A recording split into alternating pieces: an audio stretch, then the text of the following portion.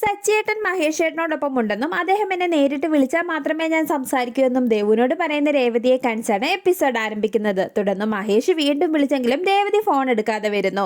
അതോടെ സച്ചിയുടെ ടെൻഷൻ കൂടുകയും രേവതിയുടെ വീട്ടിലേക്ക് പോവുകയും ചെയ്യുന്നു. തുടർന്ന് രേവതിയുടെ വീടിന്റെ മുമ്പിൽ എത്തുന്ന സച്ചി രേവതി വീട്ടിലുണ്ടോ എന്ന് നോക്കണമെന്നും അവളോട് എന്നെ കാണാനില്ലെന്ന് പറയണമെന്നും പറഞ്ഞ് മഹേഷിനെ രേവതിയുടെ വീട്ടിലേക്ക് പറഞ്ഞു വിടുന്നു.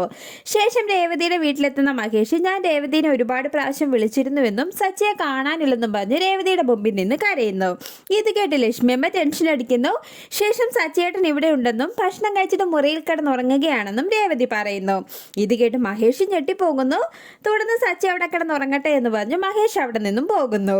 ശേഷം സച്ചി ഇവിടെ ഉണ്ടെന്ന് നീ എന്തിനാണ് കള്ളം പറഞ്ഞതെന്ന് ചോദിക്കുന്ന ലക്ഷ്മിയമ്മയോട് സച്ചിയേട്ടനാണ് മഹേഷ് ചേട്ടനെ ഇവിടേക്ക് പറഞ്ഞു വിട്ടതെന്നും മഹേഷ് ചേട്ടനേക്കാൾ അബോധമായ അവസ്ഥയിലായിരിക്കും ഇപ്പോൾ സച്ചിയേട്ടൻ ഉള്ളതെന്നും രേവതി പറയുന്നു.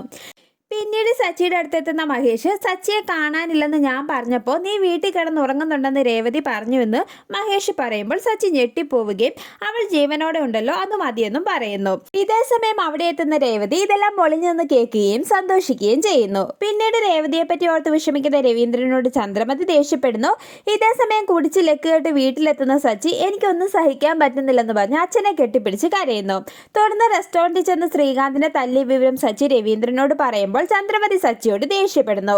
ശേഷം രേവതിയെ കുറ്റപ്പെടുത്തുന്ന ചന്ദ്രമതിയും ശ്രുതിയെയും കാണിച്ച് എപ്പിസോഡ് അവസാനിക്കുന്നു.